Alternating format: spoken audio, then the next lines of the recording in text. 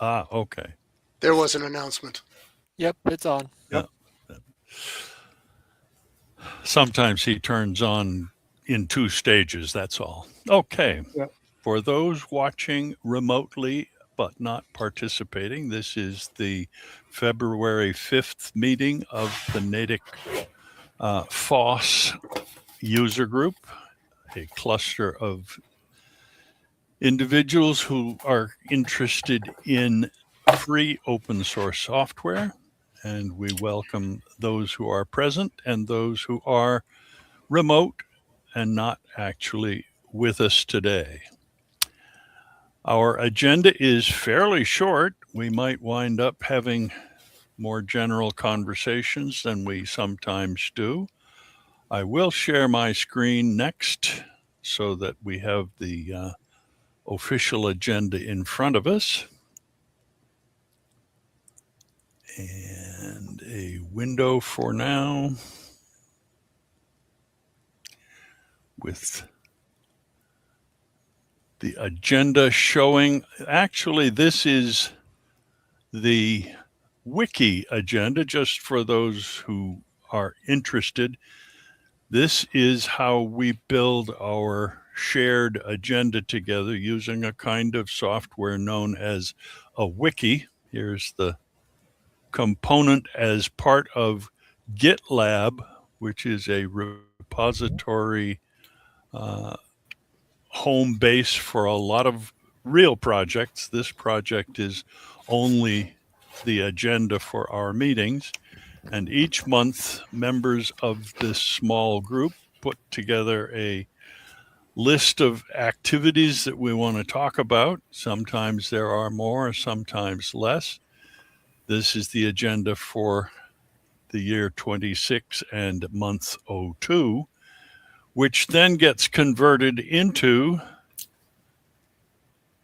a real HTML page and also gets shared on the web at NatickFOSS.org, a file known as archive.html that gets put up at least a week ahead of any given month's meeting. And we recommend that you do take a look at our main webpage, NatickFOSS.org, so that you can be aware of what we have to offer. And when there are things you want to reach out to talk about, feel free to reach out to me at this email address. You'll find out that you can become part of our announcements list, where you will be notified that these agendas are published. And if you have other questions or want to contribute, we also recommend that you become a part of our Discuss mailing list. Discuss at NatickFOSS.org is a mailing list that allows offline, or I guess it's still online, but off meeting connections that go beyond the announcements, which are a one-way email list. Okay, back to our official agenda. Seeing who's on the current screen, I don't think we need to have a review of our FOSS by way of the introductory slideshow. So we'll get right back into the agenda. FOSS news. Our State Department has decided that they do not like having a sans serif font because it is a reactionary font of some sort that is focused on allowing people to be self-sufficient. They therefore have mandated that every document by every worker in the Department of State will use Times New Roman and no other font. So if you're interested in a reaction to that, this article is about a professional in type design and his feelings about that mandate. I do recommend reading it. I enjoyed the perspective, at least, behind it. I personally am a user of a font that is designed for the clarity of reading. It is called Atkinson Hyperlegible. I use it in my Inkscape work because, among other things, it has capital letter I with the bars at the top and the bottom that help to identify that it's not a lowercase l or a digit 1. It makes it easier for people with sight disabilities to read. Okay. Google is, I suppose the term killing is kind of a harsh term, but it is reducing its offerings of a feature in Gmail called Gmailify, which allowed users to fold in other email accounts to be read inside Gmail. It was called Gmailify, and they're going to mothball it and remove it from their offerings. I don't think very many people used it. And anybody in this group actually a Gmailify user? Where's my computer? No, I'll have to reboot. Nope, I've never used it. No. Nor have I. So I just thought, well, I saw that. I thought we better mention it for those 10 people in the world who are watching this, and none of them are using it, but there you are. Oh, well. FOSS News. Anybody else have something that fits into the news category before we move on? Sorry about the glare behind me. I'll move my... There we go. A little better. No other news of note. Do we have a car? I'll return to the agenda and speak about FOSS history, which in this month's list is a single item that we have missed the actual anniversary date of the 15th of January for Wikipedia, which is now 25 years old and going strong. I see it almost every day in searches that I do, although with the modern browsers all reporting not working. How do I mute the mic? I hear the mics of the Millers as they get set up. Wikipedia is a user-edited encyclopedia that has been online for 25 years and was initially very skeptically viewed by academics because they felt that how could ordinary people know enough to compete with World Book and or Britannica. And as it turns out, more academics now use and edit Wikipedia than once thought it was useful. So it is kind of the encyclopedia of record, and in many ways it is fascinatingly immediate. If an important figure were to die, they almost instantly have an edit to that person's page because every famous person does have a page typically. And the information about the death immediately shows up or within minutes, because someone who has that strong an interest has been paying attention to the individual that they are concerned about, and the topic gets updated as quick as they find out about it. It's almost like reading a newspaper in that sense, though it does not replace newspapers in any way at this stage of the game. It is still an encyclopedia. Anybody have complaints about Wikipedia that remain in their use or praise for it? I You see. do Dick's have to, oh, raising his thumb anyway. Go ahead, Bob. you do have to be a little careful using Wikipedia because some of its content is not terribly well vetted or filtered. This is intentional, but it is a community encyclopedia, and you have to remember that. It's not necessarily something that's been peer reviewed.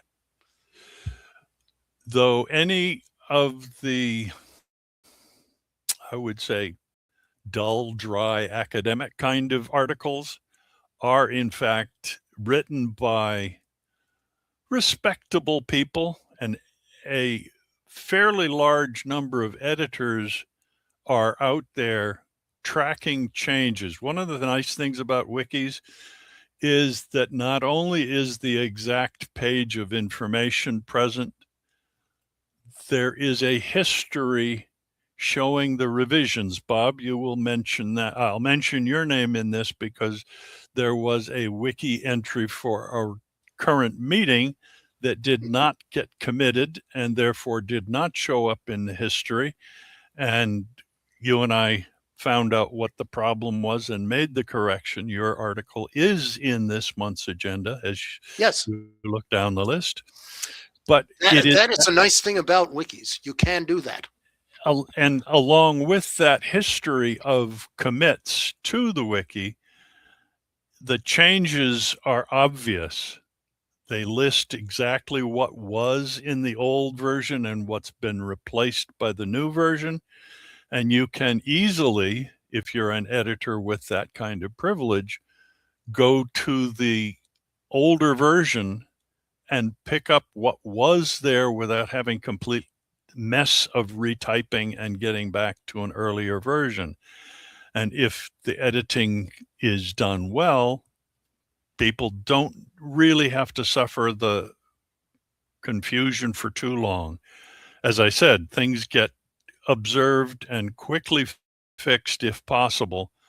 It tends to be those kind of fringe topics where some odd information is written by some odd individual, and the other odd individuals who care about that information may not be as impressed or concerned because it's not news really so much as opinion in many, many cases. But those pages exist in Wikipedia, and perhaps because they're fringe, if you know they're fringe, you don't need to worry about expecting perfection. Of course, news is often without perfection anyway, and once real professionals getting involved, you have to hope that they're doing a good job too. Okay, enough said about that, I suppose. Anyway, hot software is a major topic. And there is a vlogger who has decided that he is going to use Linux on his phone, abandoning Apple iPhones and abandoning the Android phone environment, and is running a version of Linux on a phone called Graphene OS and Lineage OS. That's the most recent version that he has decided is his choice. They are capable of running his older Android phone without having the phone itself become obsolete. And that's what apparently happens. The Android releases stop being provided to support the older phones. So he is keeping his current older phone working and is, I guess, very happy about it. I hear a nice announcement of a hand from Jerry. Yeah, I just want to mention that Linux is actually on all Android phones. It's an underlying operating system, but the top layer is really Google's version of the what's the name of the programming language I don't like? Not Rust. No, I like Rust. I just haven't used Java. it. Java. Ah, I don't Java. like Java. Okay. In spite of being a coffee drinker? I like that kind. So it's Java that you don't like rather than the Android that you don't like. That is correct. I've done some programming on Android. Mm-hmm. Do you know whether the front-facing Samsung desktop, if as it were, the I don't know, the interface activity is called UI1 or something? One UI. One UI. Is Yeah, that that's all different based on from? it. Is that different from the Google one?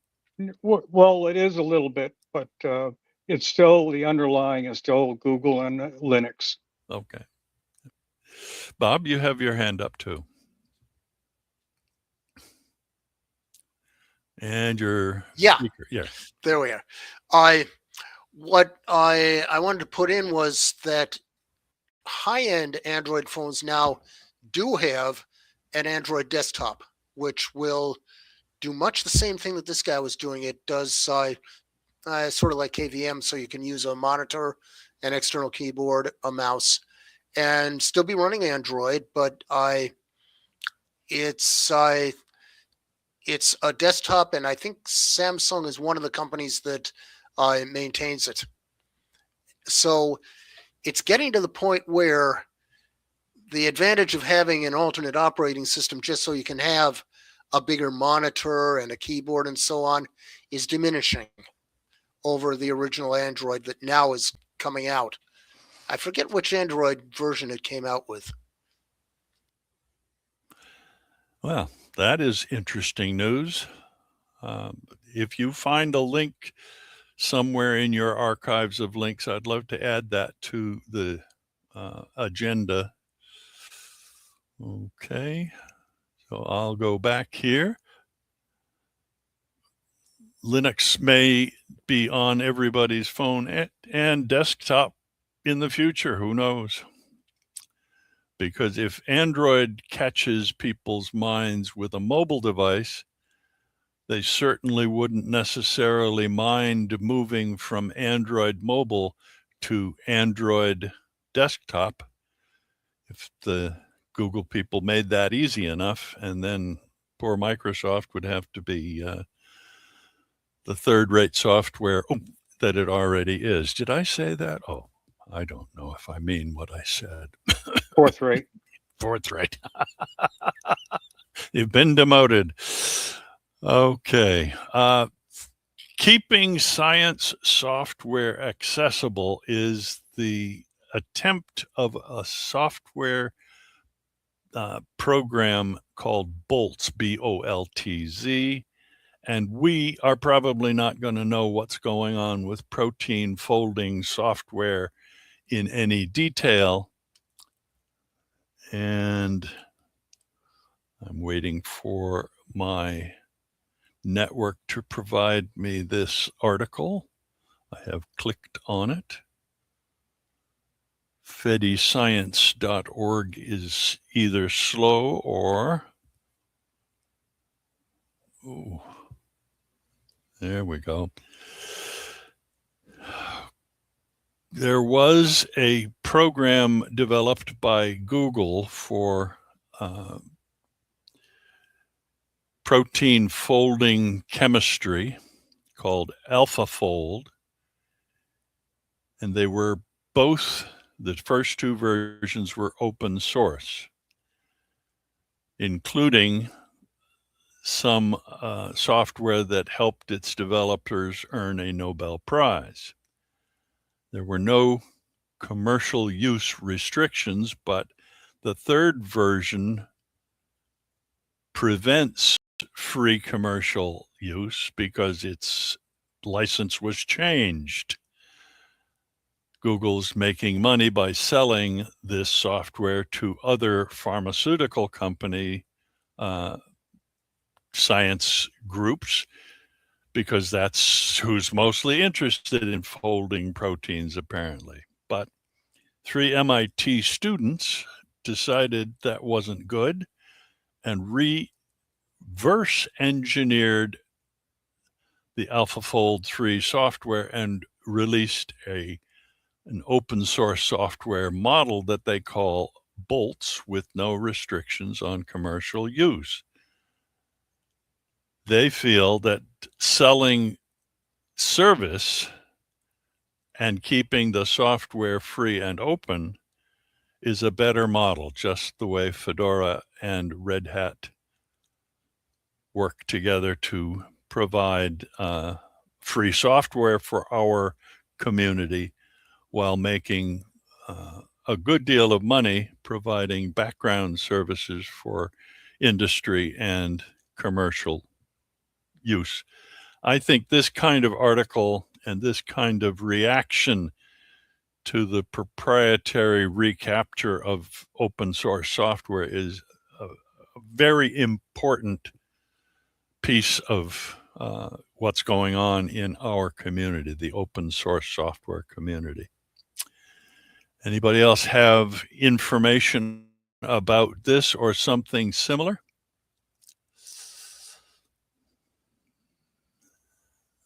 I see no immediate hands going up, so we only know what we know. That's okay. Actual budget. Streaming is on. Oh, I beg your pardon. Arnie has joined us. Very good, very good. And his microphone went off, so I won't be surprised by what I just heard. Anyway, actual budget, the next item on our open hot software list, is a potential open source version of Quicken, meaning it will do a lot of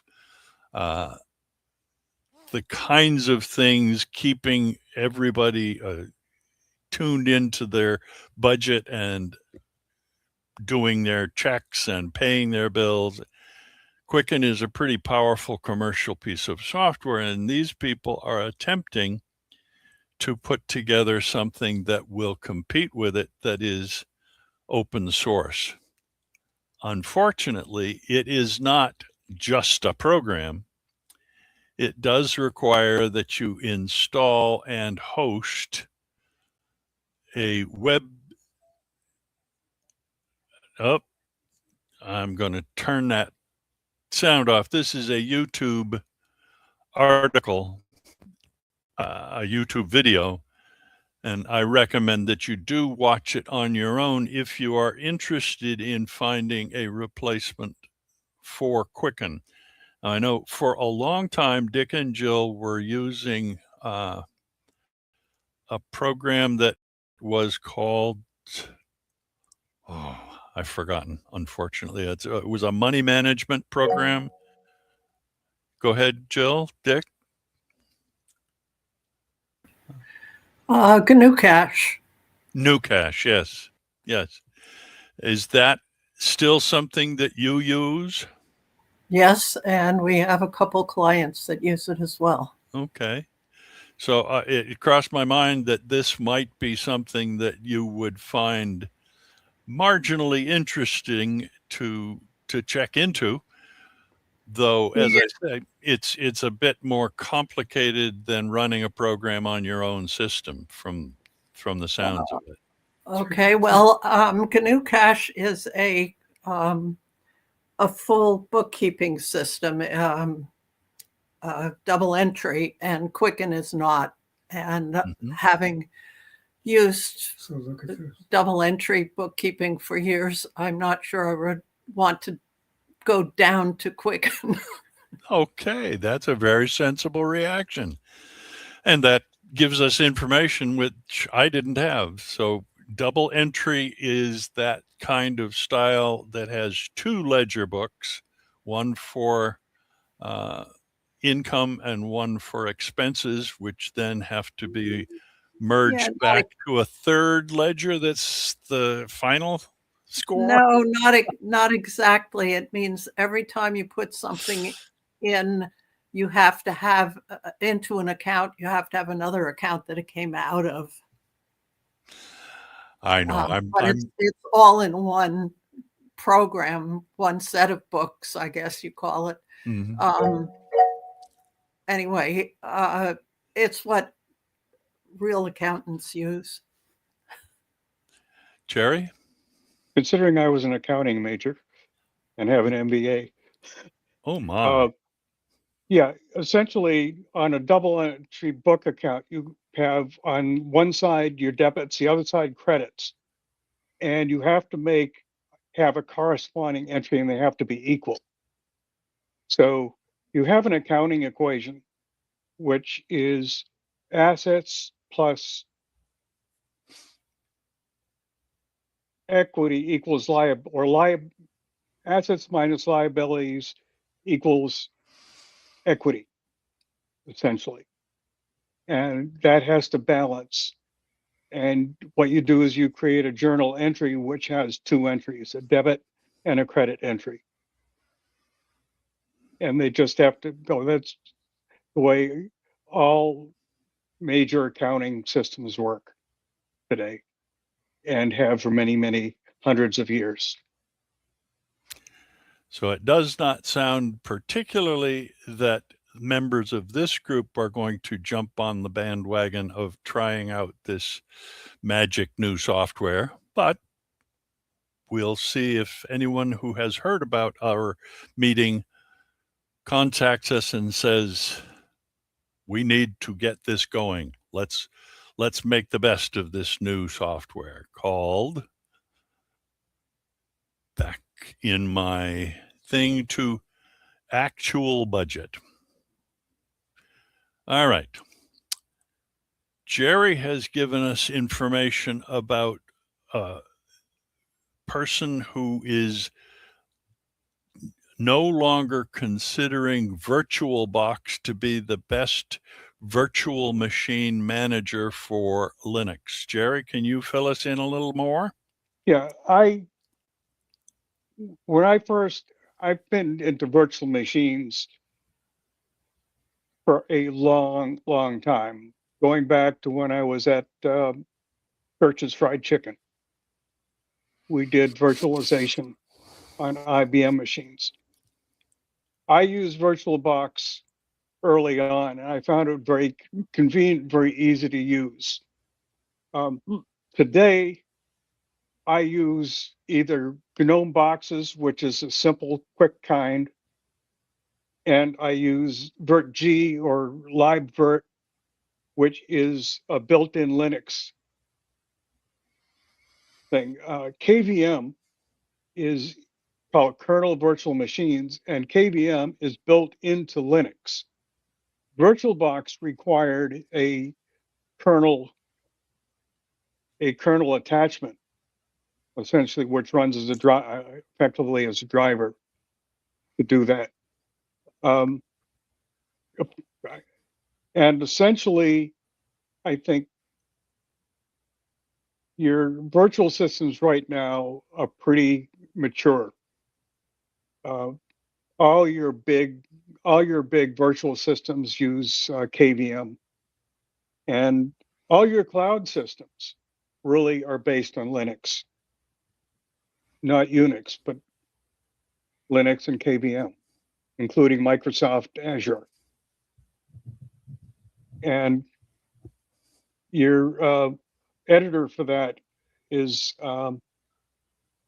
VirtG on your Linux system, or GNOME boxes. If you haven't used virtual, the easiest way to get into virtual is to use GNOME boxes. Well, your KDE, I don't know what KDE has, but I use that. I can easily bring up a thing. The other day I did something for Ed. Ed said he didn't see how to up in installing Fedora. He didn't see where you could target your where your loader goes.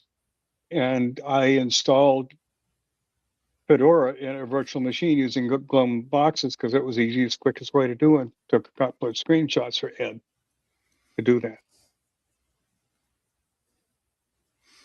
Also, virtual is really good. If you have a fairly powerful machine, virtual machines is very easy to use, especially if you want to try out a new release instead of just booting it into a, one of the simplified systems. You can install the whole system into a virtual machine and try the whole release out. And everybody's got virtual machines today, not only Linux, but Windows basically has something that's expensive. It's not worth it, and so does Macintosh. But your Linux offering of virtual machines is very good, especially using LiveVirt and KVM. So it was the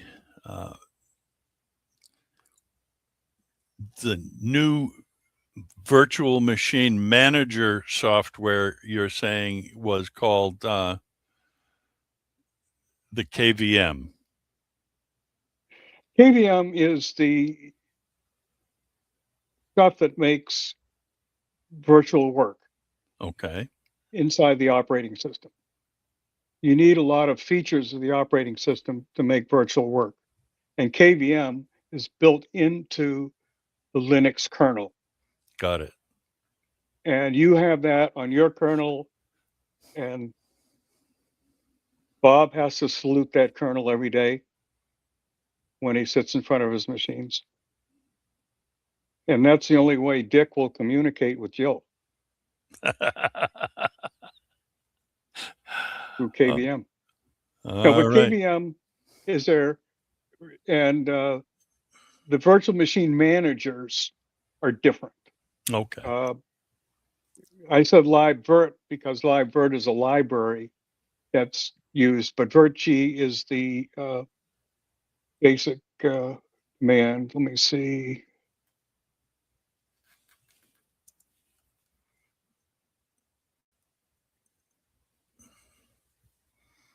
I'm just getting on my system and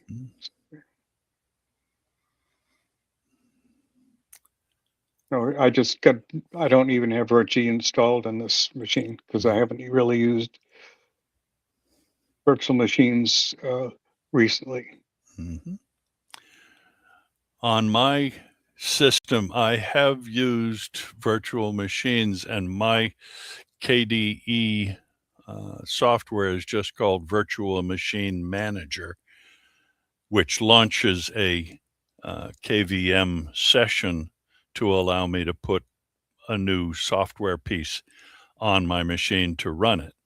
So when I was doing the Ubuntu how to get started using Ubuntu, that set of web pages, that is how I did the work, so that I didn't have to unload all my KDE stuff, because I wanted to focus on just the raw Ubuntu install with no extra fancy stuff. Exactly. Exactly. Virtual machines work very nicely, especially on today's hardware. I actually had a small machine that I used to carry around, a portable machine that I used to carry around when I was working with a virtual group at Boston user groups. And I used to keep 50. Right now I have, GNOME boxes. I have a Windows XP and a Windows 11 virtual machine. So the very, very few times I have to actually use one of those services, I have it, and it works decently under boxes. Boxes doesn't give you all the connections, but you can go to a regular virtual machine, VirtG, and that will actually, you can even connect to your local machine. Usually in a virtual machine, it usually is contained and you don't have direct access to the host or any other virtual machines, but you can set up a shared drive and stuff like that. Like, so if you want your home directory in a virtual machine, you can do that. But Very and powerful. VirtualBox was very good, but they had an open source version, a free version, and they also had a commercial version. Then Oracle bought them. And Oracle is everything for profit. That's how Larry Ellison supports his island. That's how his son bought Paramount. Goody. It looks as if, another person has a hand up. Or no? I've got a question, two questions. One of them, I used to use virtual Oracle. Is that gone completely? No. Okay. And VirtualBox is still there. It's just not, it's featureful, and all the Linux stuff, like all the Linux virtual stuff, is very well maintained by Red Hat and Ubuntu or Canonical. Canonical actually owns the cloud world, but KVM, all of that stuff was actually, a lot of it was developed by Red Hat or by, outside developers. So, and it's very important in the Linux field. So, and it's all open source. Okay. Okay. Second question is, you mentioned a powerful machine for running VirtualBox. Just what kind of power? You don't really need a powerful machine today. Any of today's laptops and stuff will do. Even the laptop I gave Ed, I used to run several virtual machines on it with absolutely no performance problem. The issue with the virtual machine is that even though most of your instructions you're running in a virtual machine are at hardware level, some are emulated at the software level, and it's going to take away from your host machine. So you can run several virtual machines simultaneously on a system. Ed on his Penguin and on his laptop can run 3 or 4 virtual machines in parallel and really have no real issues. The assignment of processors or cores and the amount of RAM you intend to assign to the virtual machine is why at least a relatively speedy multi-core system is a better choice rather than going back 10 years and trying to do virtual machines on something that had 8 gigabytes of RAM. You might be cramming too much into the job. My laptop is not new. It's from at least 10 years ago, but it was an i7 processor and it has 11 gigabytes of RAM. So any of the modern multi-core, multi-processor systems typically come with 16 gigabytes or more of RAM, even though the prices are higher.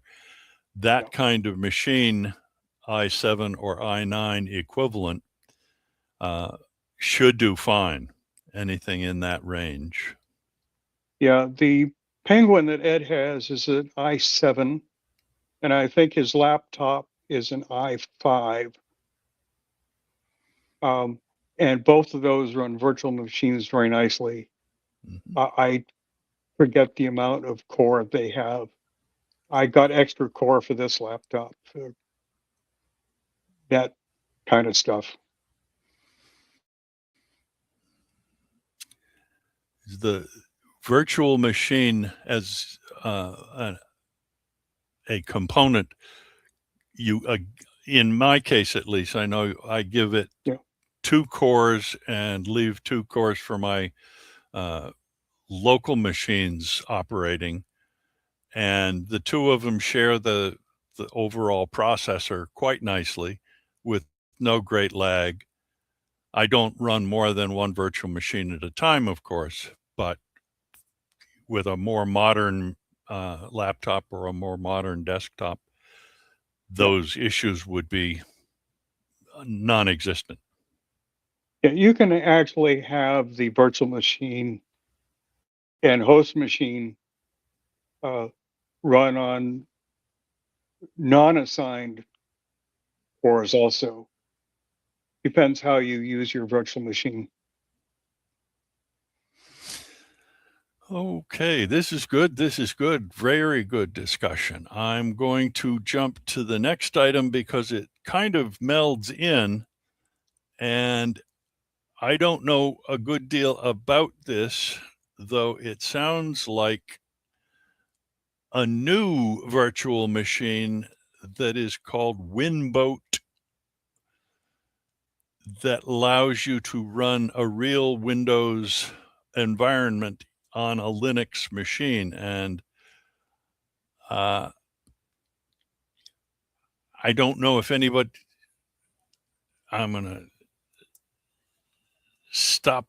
This is another YouTube video rather than something we want to play in the meeting. I do recommend that you go to this and view it on your own.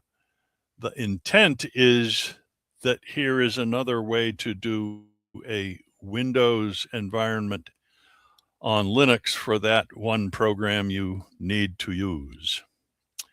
And I heard a hand go up again. It was Jerry. Yeah, Docker. I just want to mention Docker. Docker is what's called a container. And a container is really a virtual machine, but with not a lot less overhead. You're actually using part of the native OS, whereas in a full virtual machine, everything is contained within that virtual machine, including the operating system.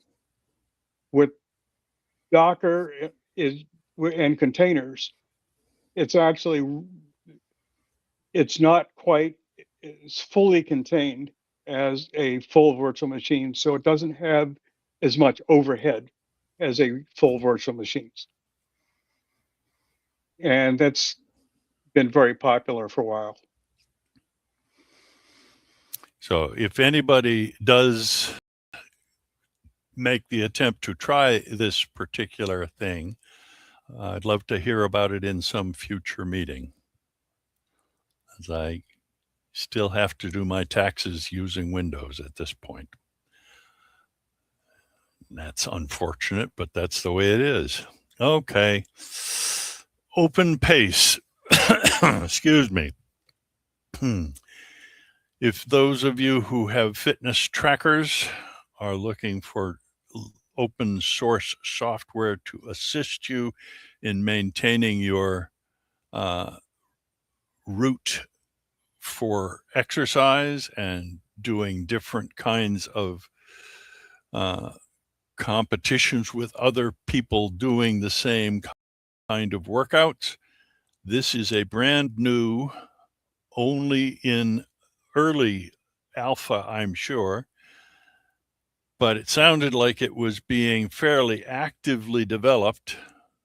Nothing more recent than 3 weeks ago so far on this GitHub. Now, GitHub is another GitLab place where open source software gets stored while it's being developed so that people can share the job of working on a common project. It is an Apache 2 license, so this is an open source project. And if you go here, you'll find that it replaces a commercial product known as Strava.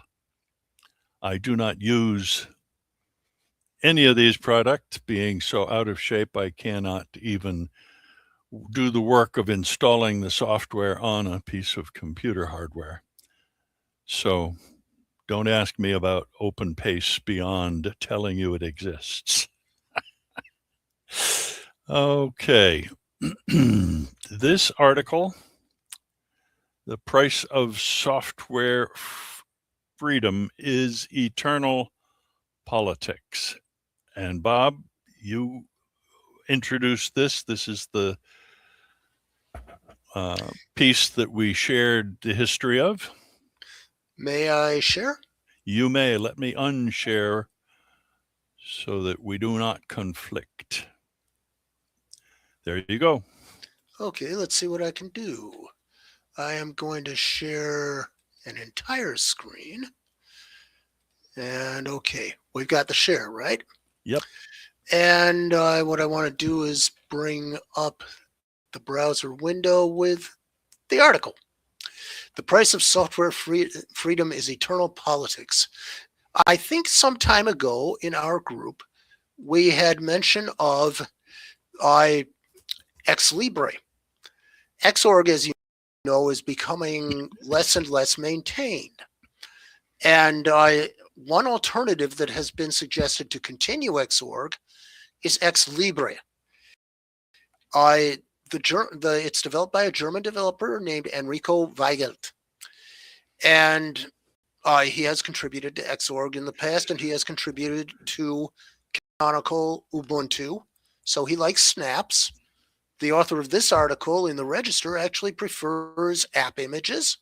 Personally, I prefer Flatpak, but you know, that's not politics. That's just differences of what we feel is a better workflow or a better container or whatever, better integration. But this guy is really fanatical about Ex Libre. Fedora, Red Hat decided not to include Ex Libre. It is questionable why they didn't allow it. But there is an alternative. Alpine Linux has developed the Wayback display server. Now we get into where people start calling each other names based upon outside of the development community postings. The fellow who developed Ex Libre has made quite a number of politically right-wing postings. And some people have found these postings very offensive. It's kind of like what was happening with the Linux kernel a while back. And it's kind of like what happened that doomed the Riser file system. As extreme. Now, what I'd also like to do is go on to this fellow, Igor Lubunchik, I believe he is. And he wrote an article which I should include a link to in the agenda. I will add this, in which he extols Ex Libre as the successor to Xorg. And he does not like Wayland. And he answers people who say, "Why do you hate Wayland?" And he's not saying he hates it. He just thinks there is some, he thinks it's functionally inferior to Xorg. There are others who very strongly disagree. There are people who think that Ex Libre, because it kind of cuts back to a previous version of Xorg, X11, might be reintroducing some security issues and some other bugs that were long since crushed in later developments of Xorg as it began to prepare for its own end.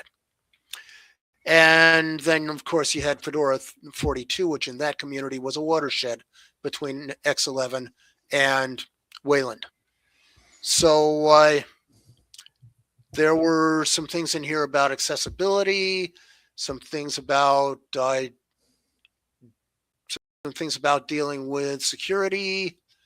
Wayland and GNOME both are pretty tight on what you can do on the desktop. And there also are problems with Wayland screen sharing under GNOME. That has shown up in some of my other meetings under a different type of meeting software. So anyway, KDE has completely gone over to Wayland and dumped Xorg support.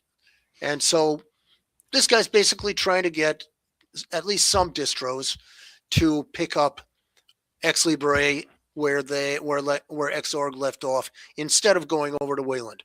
There's also some question whether Wayland has some code bloat or things like that. So I can stop sharing at this point if I can find the end share. I am sharing a screen and I don't see the end share. Okay, let's do it this way. There we go. That's the Jitsi way. So that's the story. And I can post that other link to the fellow's direct statement about why he thinks Ex Libre is better. If you would do that and put it in the chat, if possible, or send it to me in email, that would be great. I do not go back to the prior month when addressing the updates to our current agenda. I don't go to the wiki for February to see what has been added there. Well, let's put the bibliography into the chat. It's pretty short. Perfect. Thank you. Okay. And I believe Dick and Jill have something to say about this. They did.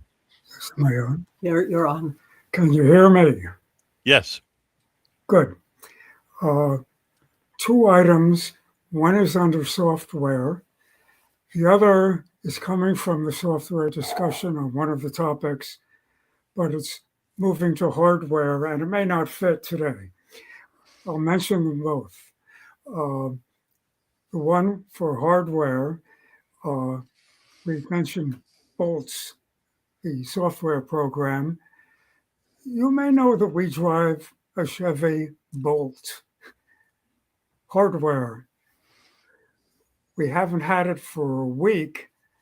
We were getting together late for this meeting because Jill barely got back with it after it had no problems when she went to pick it up. So this is affecting Not car problems. This is affecting lots of kinds of cars.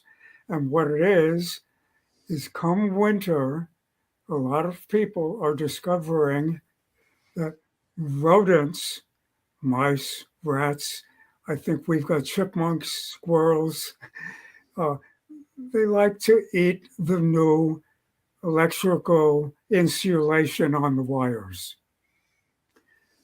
Bolt is an EV. It's got a lot of wires with a lot of thick insulation. If you were a mouse, you'd love it. That's the data we're getting. But all kinds of cars are going through this because under the guise of a move towards something green, They tossed out plastic insulation a few years back and switched to soy-based insulation, which turns out to be pretty much the finest cut of steak for those rodents. They made all the new wiring edible and desirable. There's no shield to keep rodents from coming into it from under the engine compartment. And a lot of people have a problem. I'm beginning to learn about it. I want to learn about civil action suits involving it. But the backstory on it is Bolt discontinued manufacturing the EV. They have an EUV they've continued manufacturing, and they're about to enter the Bolt. It was due this year. They've stalled it another year. And they're changing the battery chemistry. Meanwhile, they're running out of all kinds of key components, including the wiring to the battery. It's obsolete. They thought they had plenty in stock for older cars, and they're wrong. They're all edible now, and they don't have backlog to cover it. So we made a particularly bad move by choosing a Bolt. Best car we've ever owned, except for this. So I think this is going to affect other people. I thought I might mention it. Now, the one I hope to get help on in software is I don't see any simple calendar program that's available both on Linux and on Android, smartphone, computers. I'd like to synchronize all of ours in the simplest, secure way possible. If we update a date in the calendar or a to-do list issue status on one of those 4 pieces of hardware we use, 2 laptops typically, and 2 smartphones, we wanted to update on the others, or at least flag us to push a button to update it on the others. I would think there'd be one program that knows how to do this. It's small. I don't want to go online to do the synchronizing, either a wire or 30-foot maximum range Bluetooth. Does anyone know a solution that's obvious and simple? It seems to me there ought to be one, and I haven't found it. I guess that's it, unless someone has an answer. Thanks. Or both and that are both waiting for a better solution. All right. Jerry? Okay, I don't know the solution for the car wiring. I haven't had any chipmunks or mice in my car yet because I keep it. Live streaming is on.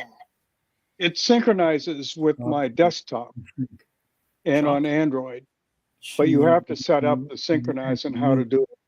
But and it actually uses Markdown as its core language. So it's I shifted from the Notes app that I was using before to Joplin. What, But spell that's it, a Notes please? app. I'll put it up here. Good. Joplin. Where do we see it? Joplin. Oh, okay. Thank you. Yeah. Yeah, that's not a calendar app, but I think you could probably find it. I use Google Calendar, which doesn't meet your things, but I need a calendar all over the place. Yeah, that's the problem. And I really dislike putting all of our medical appointments up on Google's cloud. Yeah. Yeah, I agree. But I think there might be a solution to it. I just haven't looked for one because I've been using Google Calendar for so long because it's so good. Right, darn it. Thank you.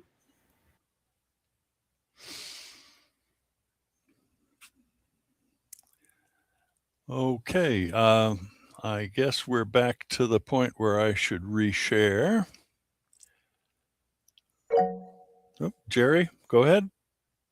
Yeah, I just want to get back to cars. I keep up with batteries and stuff like that. The current lithium battery, we have lithium ion battery right now, has a couple of problems that need to be solved. One is what's called thermal runaway. That's where on some of the early cars, you used to have fires, including the Bolt and the earlier Teslas. These have to be managed with these lithium batteries. There are a couple of kinds of batteries that are really up and coming in the next year or two. One is sodium. Sodium batteries have a lower energy density than lithium, but their real advantage is it's a lot cheaper, and they're actually solving the energy density system, and they do not have the thermal runaway issue that lithium has. Another is solid state batteries, which you see a lot of hype on. And I see Toyota has really going to standardize on that. Solid state batteries does not have the liquid electrolyte, and it does not have thermal runaway. And thermal runaway is one of the reasons why it's so slow to recharge the batteries, because as the batteries get warmer when they're charging, the car slows down the charging. And so when you're doing a fast charge, which Dick just charges at home anyway, but when you're doing a fast charge, that can be a real problem. Solid states don't have that. So you're going to get in the solid state batteries. I think Toyota has slipped their solid state just a little bit, but in 2027, Toyota has announced they're actually putting solid state batteries in all of their electric cars, and they're really pushing electricity. Those will charge much faster, and they also announced that they have going to have a range of about over 600 miles. Whereas I think that 300 was made electrical cars much more practical, but 500 is typical range for an average mid-sized gasoline car, and 600. I think you're going to see ranges like 600 to 700 once lithium batteries start getting in, because lithium batteries have a much higher energy density because of that. But there were a lot of manufacturing getting solid state batteries from the lab to production. It's hard, and you're going to see solid state batteries come into your phone.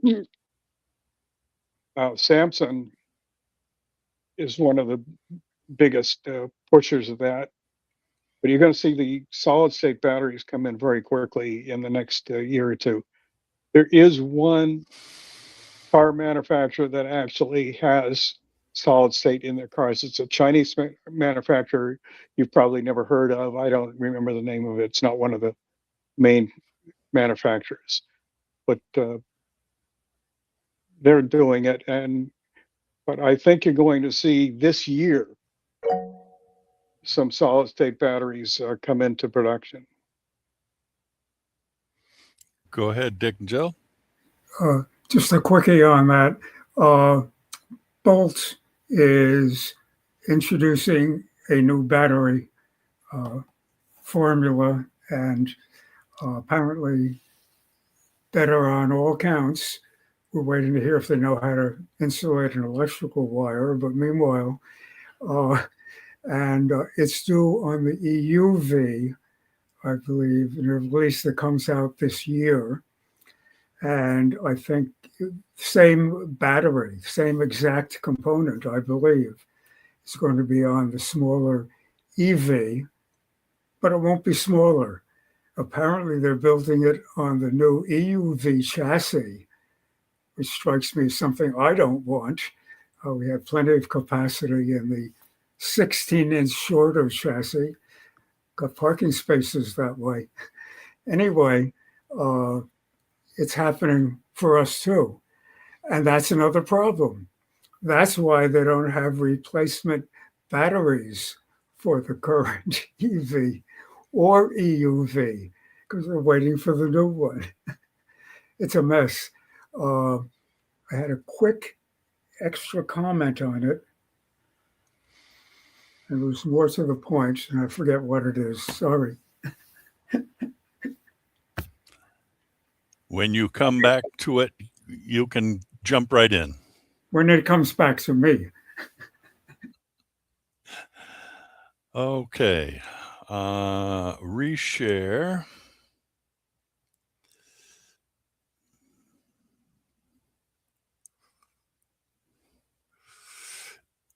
And the hot hardware first item is absolutely spot on with this discussion of batteries that has cropped up. Lithium ion battery is a common component in phones and a lot of other utility items that people carry around. And Adam Savage, who is known for his work in television, got together with some people who do CT scans, not for medical work, but for examining other things. And this fascinating YouTube presentation goes through exactly why some cheap versions of lithium batteries should not be trusted. The main issue is the manufacturing failure to keep the tolerances as precise as they need to be for hundreds of batteries being rolled up to produce the layers needed to get the voltage out of a small battery. These are all the double A size batteries that they're comparing. And this report that's included in this actually shows the manufacturing flaws in dozens of cheapo batteries. And I'm hearing lots of requests to talk, so I'll pause. Go ahead, Ed. Yeah, I am not seeing your screen. I'm getting a black screen here. Anybody else seeing my screen? Okay. It is in fact Millers, black. Millers are seeing it. Try- It is black. Try clicking on my screen share component of the screen.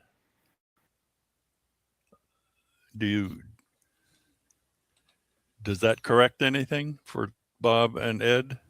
I clicked that, and now I see everybody. Now click back the other way if you can. Still black? Still black. Yep. Why don't I reshare while Jerry makes his comment? How's that? Yeah, I think what Adam is saying is that also applies to SSDs. You know, the same kind of tolerances in manufacturing go to SSDs as well as batteries and stuff like that. Except batteries can burn up very quickly. We remember Sony laptops or Sony batteries in laptops. And I would really only go to a reliable manufacturer also to batteries for a lot of different reasons. One is that a lot of batteries have a limited lifetime and start to degrade very quickly. And lithium does. Every time you charge a lithium battery, it actually loses a little bit. It's a matter of a lifetime of the batteries. Mhm. It was fascinating to look at the imagery that they were able to get too. It shows that technology is something we make assumptions about, but when you get to the internal views that are possible with this CT scan technology, you learn a lot. Okay, did my screen reshare cure anybody's problems, Ed? Or I don't see Ed. He left. Maybe he Your thought it was. screen is black. My screen is black. Not if I No. logged out and then back in. I can see it fine as well. Huh. It just came. I got Okay. it. How about you, Ed? You're back, and are you seeing my share? Maybe. I am now. Good, good. All right. Then I shall proceed as if everybody was completely happy. This next one is a FOSS history, sort of, but it's a hardware item, and it's not really FOSS. It is a modern implementation of a CD and hard drive as a non-physical drive, non-rotating, by using micro SD cards to provide a replacement hard drive for old equipment. If you had a TRS-80 and you needed a replacement for your hard drive there, you might be in trouble. But if you are talking about a 20-year-old IDE hard drive that failed or is about to fail and you want to get all the data off it onto something else, this is a drive emulator that will allow you to put CD images as well as hard drive images back to work on an old piece of equipment if you're trying to maintain a hardware museum of some sort, perhaps. I don't know if that's going to turn out to be interesting to anybody, but I thought it was just good enough to fit into the hot hardware item. A lot of emulators are being made with modern tech, and that's nice to see. The Honda engineering people, oh, a hand came up, I hear. Dick and Jill? Microphone?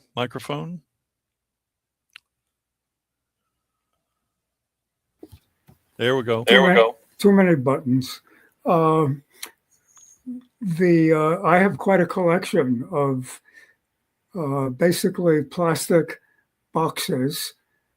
So just about every new memory component, storage component, can be slipped into an old slot.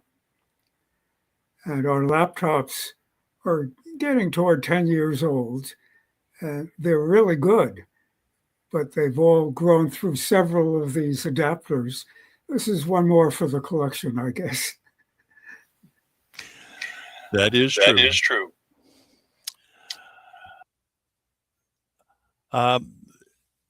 Honda worked together with some Department of Transportation people, I don't remember what state, I'm sorry to say, to determine whether their sensor system that does all sorts of good things for helping people park and avoid accidents and avoid changing lanes when they don't know that they're doing it. They wanted to see if it would be possible to make maintenance assessment for missing guardrails, bent guardrails, potholes, and things like that, using sensors that were perhaps tweaked for that purpose. And I thought that that's an interesting extra that we might be a beneficiary of. I hate to see those potholes that appear on a road not get fixed for weeks at a time. Some cases, most times they do get fixed faster than that, but on the back roads, not so much. If a car had a sensor that said, oh, on Oak Street, on the 3rd mile north of Route 2, there you go. This is it. There's a hole. Fix it. I heard a hand. No, I didn't hear a hand. So hot hardware, indeed, you probably can't buy it on your own to put in your car, but maybe that will be coming along in our near future. Yes, there's a hand. I hear it. Okay, I And- think it would be really great to put that kind of technology in state and city-owned vehicles, Yep. in cars, police cars, and everything else. Have them automatically record any road issues and send it back to them. Not, And they would certainly need software to mitigate all that, because they'll get hundreds of calls in the same pothole. But this would actually give them the information quicker than they get today. one of the things that is available is an online reporting system.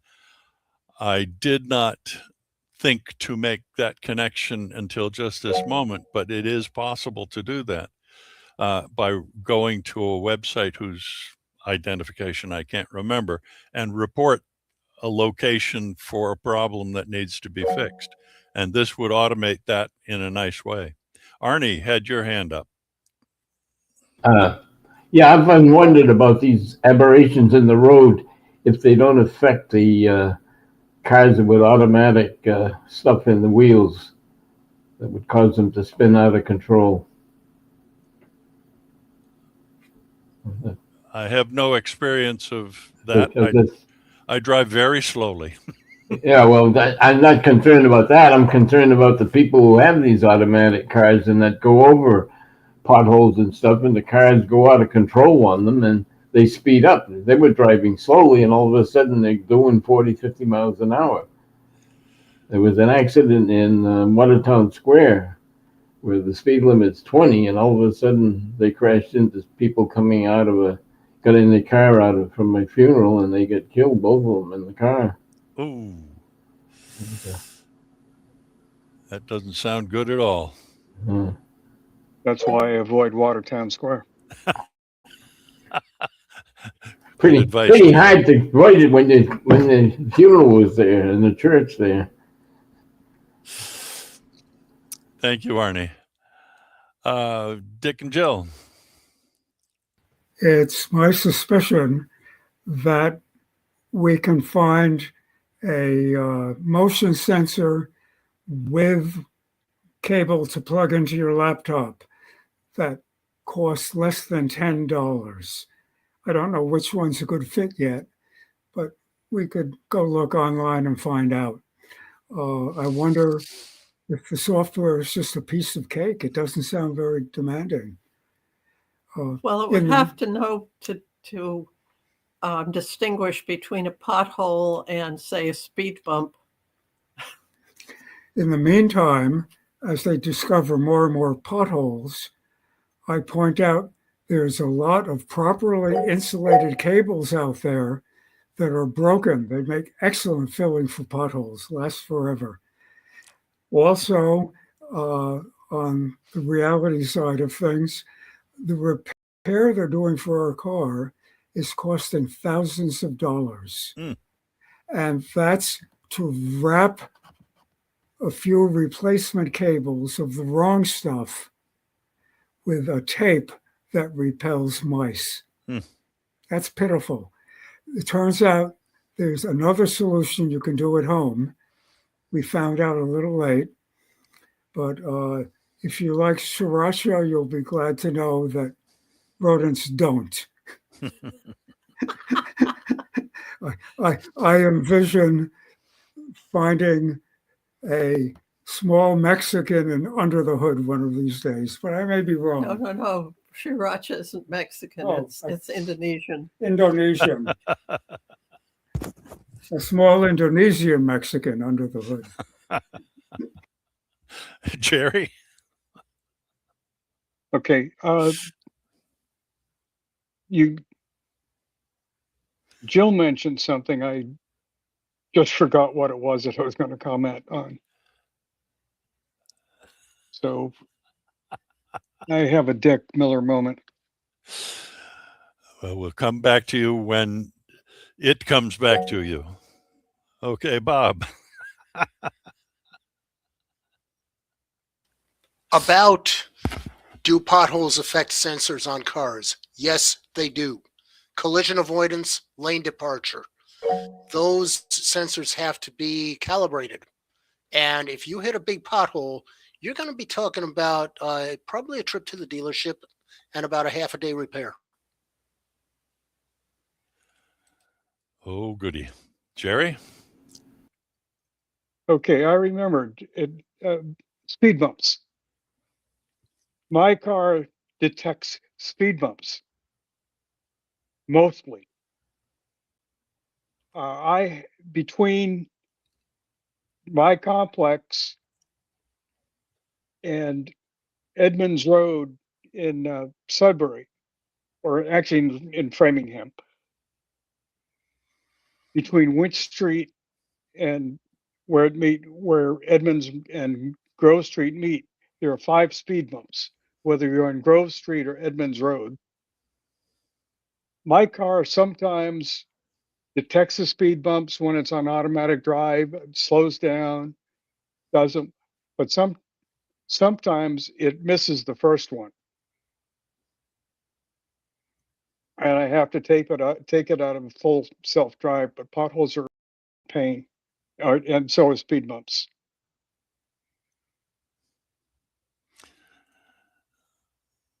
And But if you get a flat tire, it doesn't matter whether it was sensed or not. It's too late. that is correct. Okay. Hot internet as we attempt to move forward out of misbehaving hardware. This is a cute little piece of lighthearted stuff, I guess. You can download music staffs printed out, not printed out, but prepared as a portable document format for all sorts of different music staff purposes. And if we had an official song, we could perhaps write it down and get ready for a choral rehearsal at some point about it.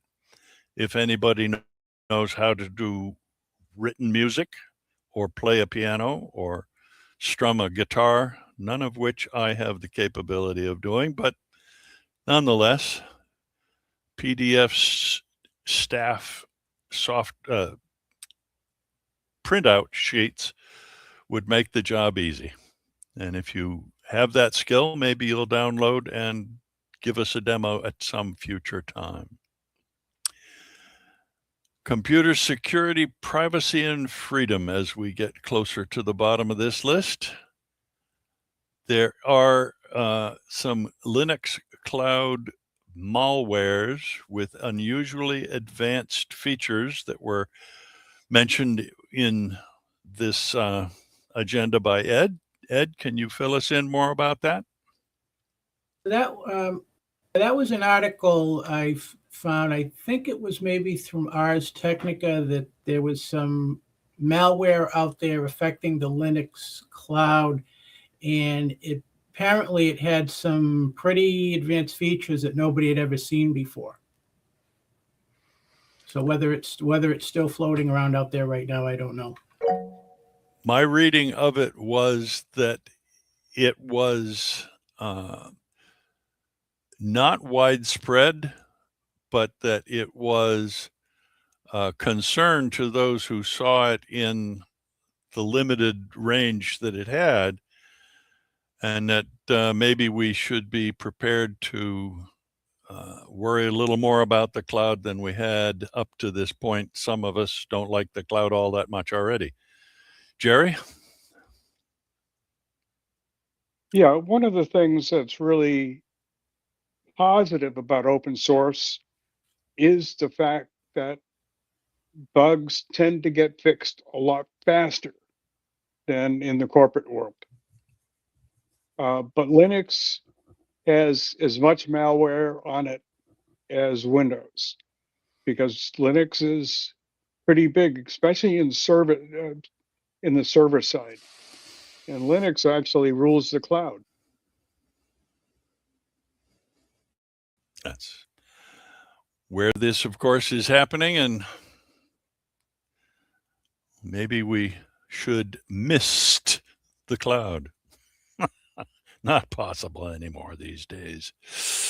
Okay, if you are concerned about being surveilled, there are all sorts of different groups out there watching you through cameras that read your license plate at traffic crossings, at the toll taking key gantries on major highways these days. Surveillance detecting tools are available. These are from the Electronic Freedom Foundation. I think that's the right terminology for their their identification. And I recommend that if you have interest in finding what's being done to you, these tools might have some value to you, like the sensors that you put in your car or that are put in your car. How many of them are watching you? How many of them are just ignoring their job and saying, let's listen in on the conversation of the people riding in this vehicle as they discuss what they're going to do when they get to this new venue. I don't like that idea, but apparently it is there. Okay. And Jerry, you're up next again with ignore the advice to stop partitioning. Why do you split your SSDs into halves? Okay. The issue with partitioning, there was in hard drives, there was some hardware issues with it, but also Linux basically has a standard partitioning format. The /boot is usually one format, is one partition. The /home is another partition, and of course you have root, which is normally another partition, and maybe additional partitions. But there are some reasons for that don't. One reason for the /boot being a separate partition is that /boot might need to be on a different file system than the rest of your Linux system. There was a problem with ButterFS where the bootloader did not support ButterFS. And the bootloader has to be accessible to your firmware. So that's one of the reasons why your /boot is a separate partition. Another reason is your /home is where your personal information is and stuff like that. And you may want to back that up differently. Although good backup systems like what's the one, I forgot, what's the one I use, Dick? What's the one you use, Dick? Back in Time. Sorry. Back in Time seems to be a pretty good one. You don't need it, but some of your Linux boot programs you want to keep to backups, just back up the whole partition. It's no time shift. But Different. keeping your /home in a different partition keeps it separate from the rest of it. There's not a physical reason on your SSD. You don't have different cylinders and tracks and stuff like that. You only have them, they're only logical on SSDs. But the real reason is more what these do. Also, you don't really write into the /boot very often. So you want to keep that almost read-only. And then, of course, your root partition is where a lot of work is done in your home system. You want to keep separate. But there's no longer a physical reason why you need to do this. But there's logical software reason to do it. And I think that's his point too. Dick, Jill?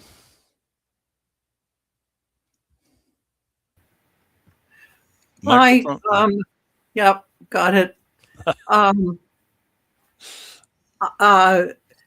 We usually keep our data on a separate partition, and that's so that we can have various versions of Linux installed in different partitions and boot from one or another and still get to all our data without grief.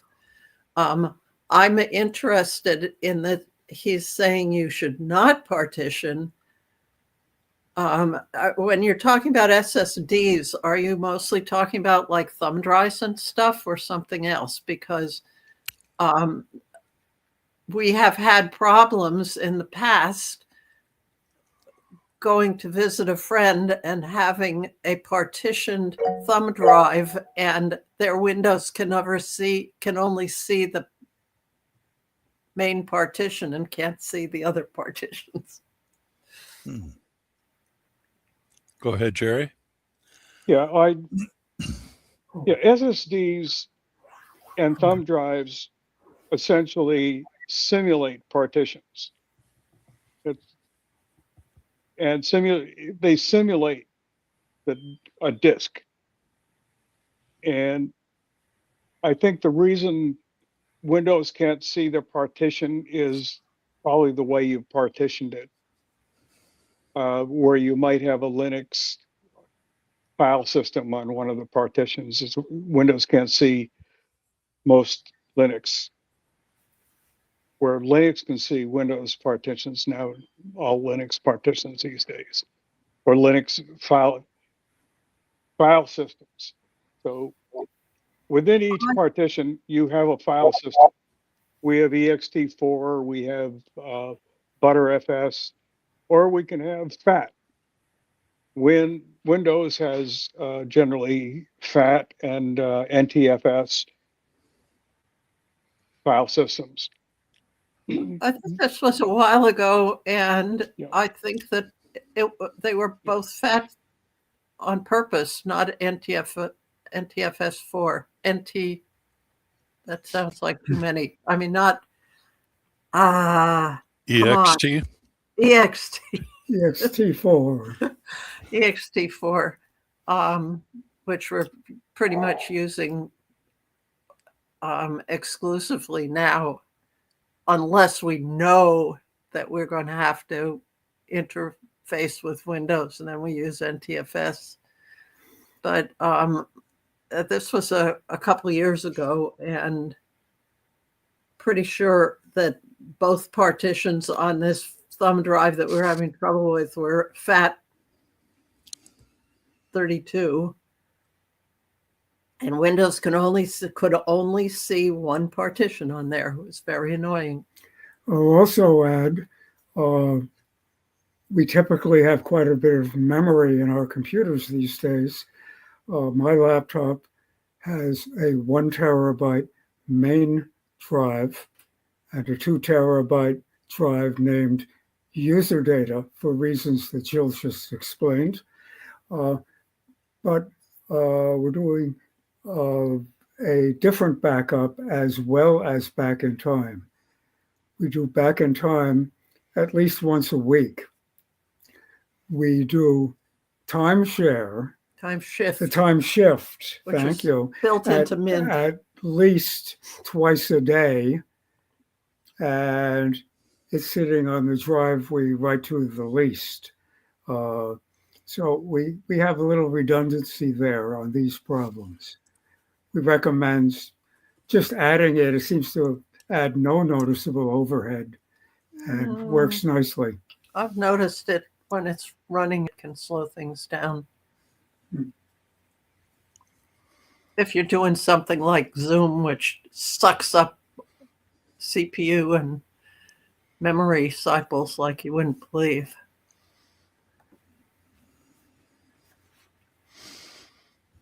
Okay. Excellent discussion. Excellent. And we're down to artificial intelligence and large language models. This month, we have very little in this area. AI created, it means it's in the public domain because no human did it. So if you like something that looks like it was AI created, go ahead and use it and see what happens. I don't know how safe that would be, but that's the opinion of the person who wrote this article. Be prepared to lose control if you generate something that you don't want others to copy. Don't use AI to create it if that's your intent. It's your copyright when you create it, the minute you create it. But if some other machine creates it, at the current usage of law, it is public domain automatically if a machine created it generatively. And creative practice versus using artificial intelligence. This person expressed it perfectly, in my opinion. Creativity is like a muscle. If you want to become more creative, you have to exercise. When I was in art school years ago, we exercised every day to become more creative. Artists have to train to get there too. It's not magic or talent, it is hard work. When you use AI to give you inspiration, you are doing the opposite of that. You are atrophying your creative muscle. If you want to become a creator and become more creative, you should stop using AI entirely. Instead, start training your own genuine creativity. Otherwise, it will eventually dry off completely. That's how I see it. And here we are at FOSS Fun with an article about an update to something known as the bouncy ball, a part of the KDE software set. I don't use it myself, but some people loved the idea of having a ball that bounced around the screen just as a distraction while they were off doing something else in their brain power. The nice thing about the update that this person did up was to bring all the old features that had been lost during a conversion from an early version of KDE up to the current version of KDE and recreating the effects using a modern technology of QML instead of the old style, and to add off other options for the kind of ball being displayed as it bounced around the screen, and the sounds that go with it. So there you go. If you are using KDE software on a regular basis, you might find this to be interesting. And know that if you have even GNOME software, you could go out and install this as long as you were willing to take the space on your system for the KDE software framework that is necessary underlying this little bouncing ball. It might not be worth it for you if you're a GNOME person, but there you are. If you want a bouncy ball that is up to date, go for it. I think we need gnomes bouncing all over. Bouncing GNOME. Okay. With 15 minutes remaining before 5 o'clock, we can enter a general discussion of question and answer phase. Ed, go right ahead. Science on State Street. I didn't see any responses to your email, so I'm asking if the group is going. I forgot all about that. That was one of my agenda items that I didn't put down in the agenda. Awful. Science on State Street is once again in April, and we have been notified that there will be more information coming. They didn't ask for anything right now, but we as a group need to decide whether we're going to participate again. I imagine it will be outside if the weather cooperates. We were inside the last, was it the last time or 2 years ago we were inside, outside last year, and I would imagine we'll be outside again. Go ahead, Ed. Yeah, we were inside last year because of the rain, and also in 2023 because the McAuliffe Center was being remodeled. I looked at the long-range forecast, surprisingly accurate last year with the call on the rain, and this year it's also showing rain that weekend too. So anything can happen. Anything can happen. The bigger question remains, do we wish to have a presence? We did a good job last time, I thought, of attracting attention. We were in a good spot just inside the door. I don't know where we would be put again. Ed, go ahead. Yeah, I've comparing the 23, 24, and 25 events, and I was also there for unofficially for 22. We seem to get bigger crowds when the event is held indoors. So I'm kind of hoping that at some point they would consider having this indoors from now on rather than out in the O'Connor parking lot. Does that sway your opinion about whether to participate? No. Okay. Anybody else have a reaction, Dick? Yeah, Dick. First of all, we could find a sizable umbrella tent. I think I have one. Great.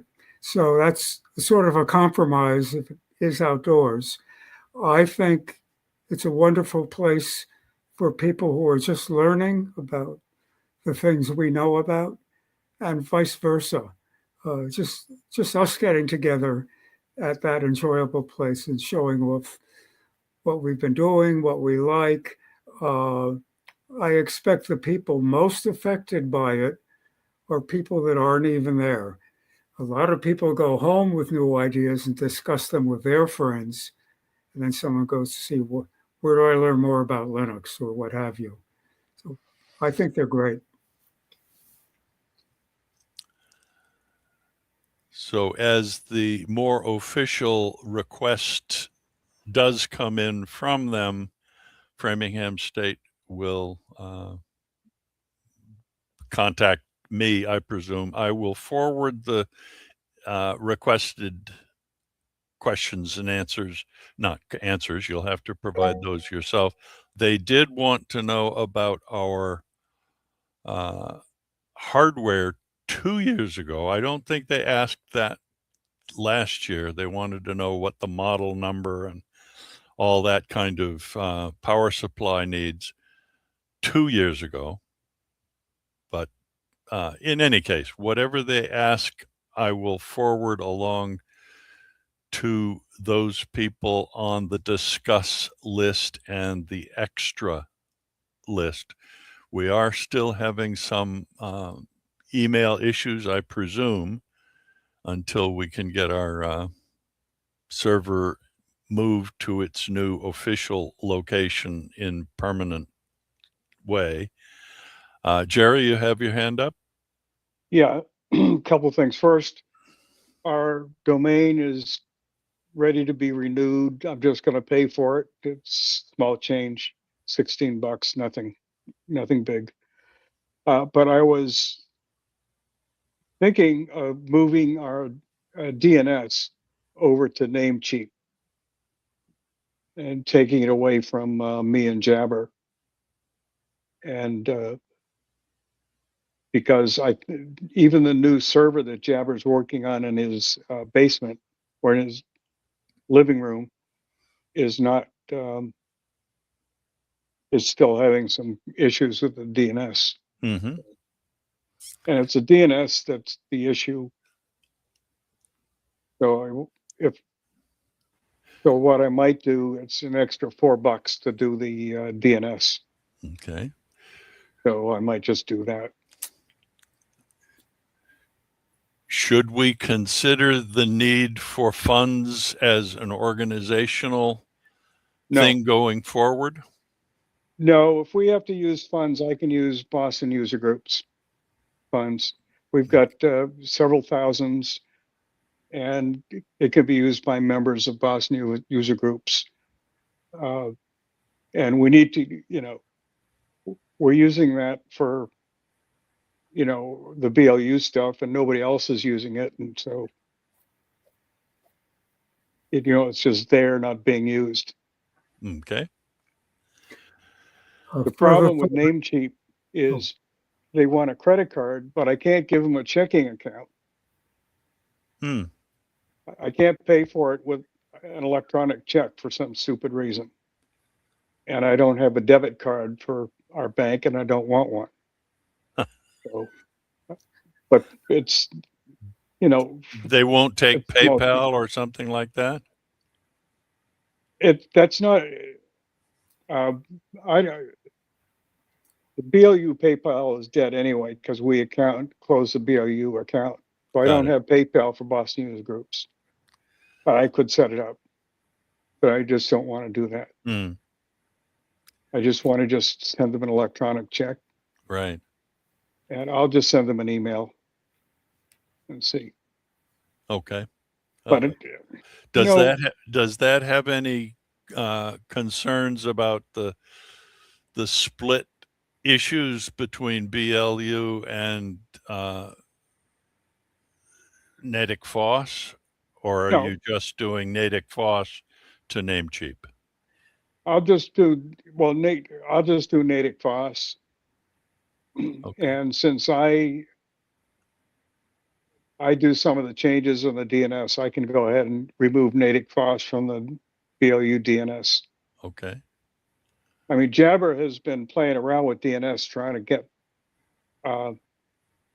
DKIM working, and he has failed so far doing it himself. Mm-hmm. So, and the new version of DKIM support in Linux is pretty good, but it won't work on the old version of Red Hat. And Jabber and I have a couple of different philosophies. For our server, I would probably use Fedora or Ubuntu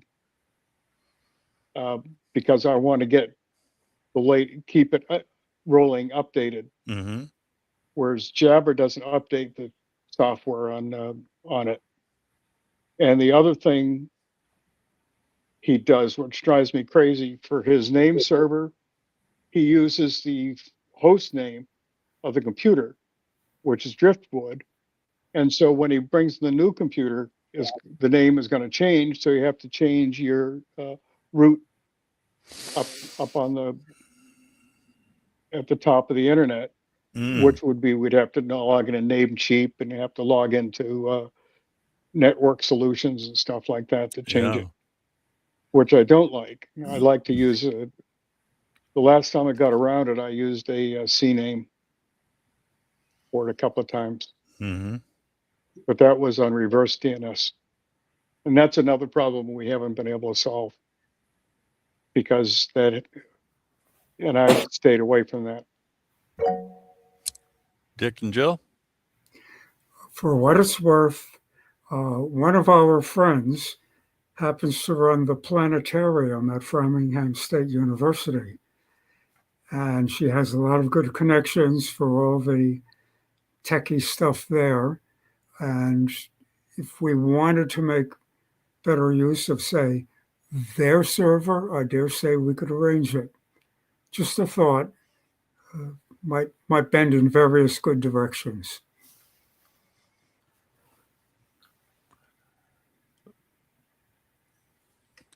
Sounds okay. That sounds like something to consider. It would pull it off the BLU server, as I understand it, by putting it onto the Framingham State server. And it would conceivably require somebody in their department to be responsible for maintaining our connectivity and our DNS and all the rest. It would also potentially mean moving all the mail services over to their system, because that's not a DNS issue, that's a software issue. Yeah. Right. Well, DNS actually points to your mail server. Oh, I understand that. Yes, but the software itself would have to be migrated to the Framingham's machine. They would probably already have a mailman server if they run Linux. If they don't run Linux, if they run Windows, no. Yeah. But if they run Linux, they'd probably already have mailman installed. What should we do in terms of moving ahead, do you think? Do you believe we should set up some kind of meeting at Framingham State and try to get a subcommittee involved? Or should Dick begin making the connection, and then if they are at all amenable to the idea, then we put together a group? Why don't I do that anyway? Okay. And just ask and find out if they're running it all on Android or something like that. Android. Or worse. And see if it's feasible. If it is feasible, and by the way, and free, would we like it? Or would we rather stay where we're at, or we'd like to share things somehow? I'd like feedback on that right now if people have it, I think, before I know what questions I'm asking of them. From a technical standpoint, I think if they run Mailman